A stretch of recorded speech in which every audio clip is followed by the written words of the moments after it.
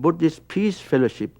You come together as fellowship for peace, because in Buddhism, peace is the way, peace is the end.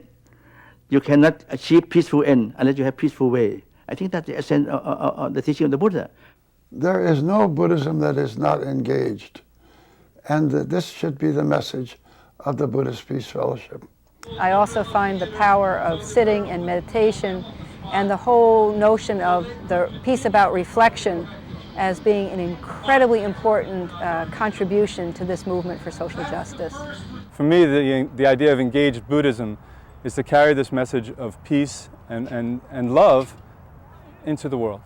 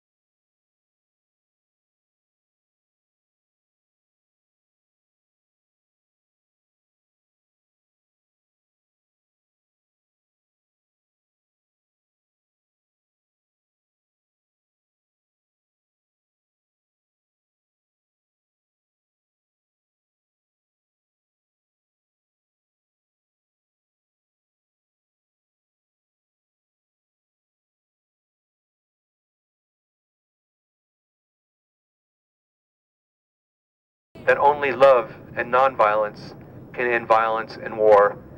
And I think we all understand that. I think we're all struggling to understand how to implement that, but that's the purpose that we're here for today. We are different from those social engineers who want to change the world but never change themselves. And we are also different from those mainstream Buddhists who only want to sit and don't want to do anything in the world. So I think we are in between. I would call we are in the middle way. The teachings of the Buddha begin in the Metta Sutta. Let no one deceive another or despise any being in any state. Let none by anger or hatred wish to harm another. As a mother watches over her child, willing to risk her life to protect her only child, so with a boundless heart should one cherish all living beings. May all beings embody love. May all beings embody hope. May all beings embody peace.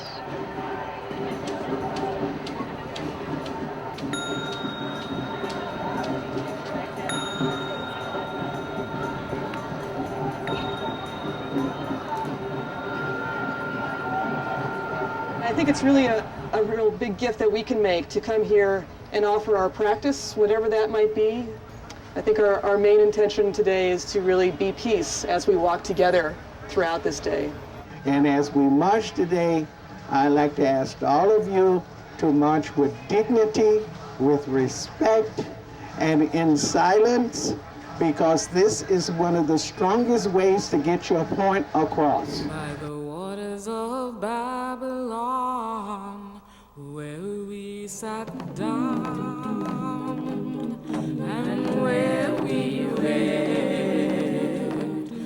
How can I not be out here today? I'm out here today with my greater Sangha. I went up to a policeman and asked for directions, how to get to the metro after the march. And he said, "Blessings be with you. Thank you for being here." And that brought me to tears.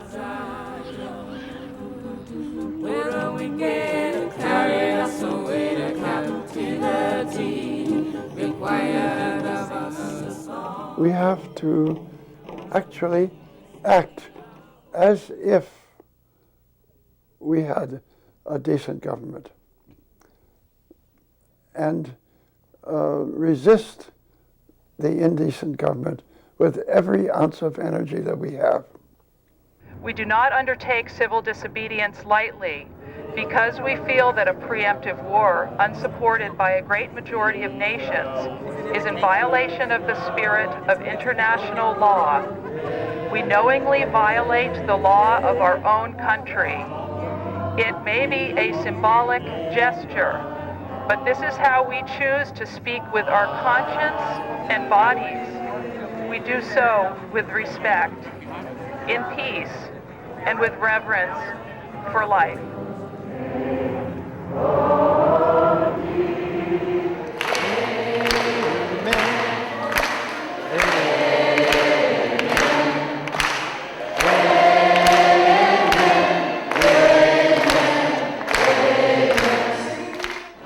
I just had to be here. I don't know if I can put it into words, but it just seems so important that we be here wholeheartedly, risking everything. I started crying when someone said, let's go to this demonstration together, and the tears just started coming down my face at a BPF meeting, and I said, thank you, let's go. I'd say I'm a part-time Buddhist. I don't subscribe to any one religion, but I try to take the pieces of different religions that I find most inspirational, and I have attended many Buddhist services, and I do meditate off and on, and I very much do believe in the teachings of the Buddha. The Buddhist monks always come to all of the demonstrations, and I've been really inspired by them. And there's a sense of peacefulness that I think is really important at these demonstrations, and so I immediately gravitated to that affinity group, and I'm very happy that I did.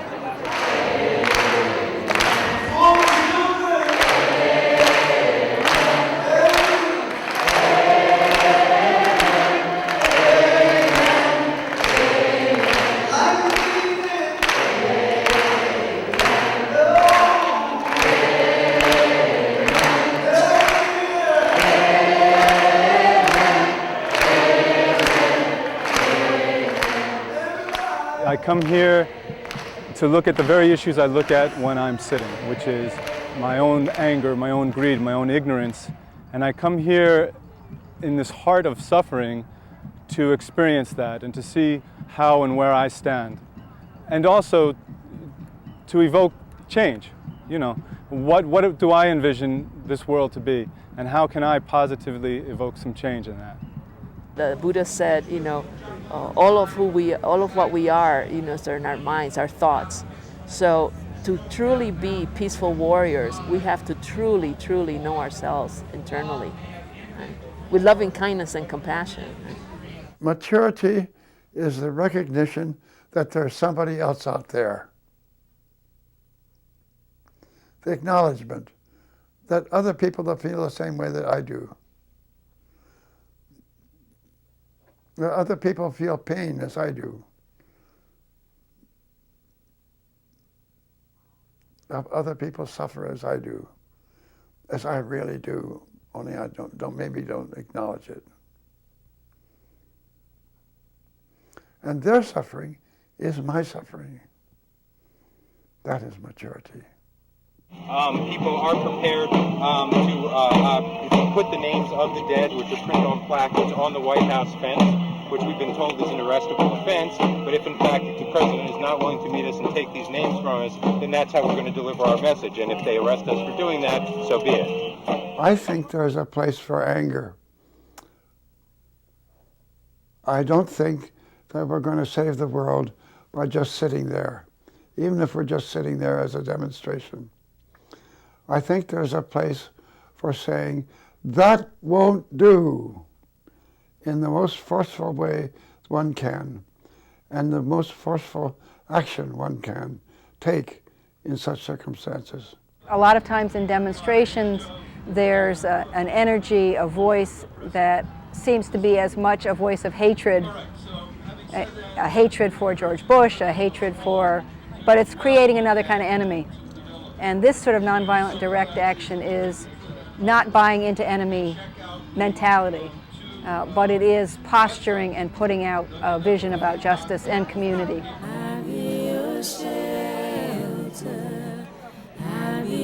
We're out here voicing our opinion and expressing our opinion in whatever manner that may be. And what a beautiful experience it is to be here with these tens of thousands of people who I feel so close to and I've never met. But it's an amazing, amazing experience to be engaged in this way. I'm bearing witness here this weekend, and maybe that policeman that yesterday blessed me and thanked me for being here, if my bearing witness changed one person's opinion, then this trip was fully worthwhile. And getting up off the cushion that way is what it's all about.